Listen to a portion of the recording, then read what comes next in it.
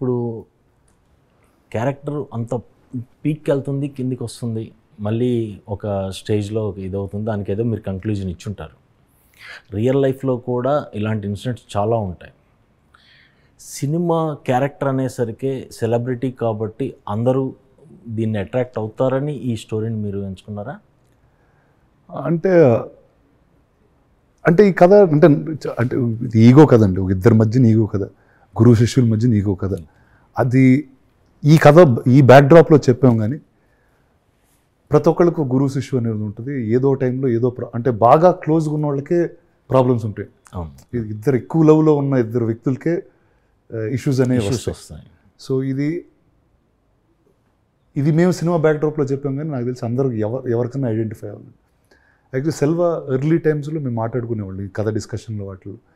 సెల్వ ఈ సినిమా అయిపోయిన తర్వాత నీకేమన్నా ఆడియన్స్ నుంచి ఏం రియాక్షన్ కావాలి అని అడుగుతుండే. నేను ఏం లేదన్నా, ప్రతి ఒక్కళ్ళు ఏదో టైంలో ఈగో వల్ల నచ్చిన వాళ్ళకి ఏదో దూరం అయి ఉంటారు.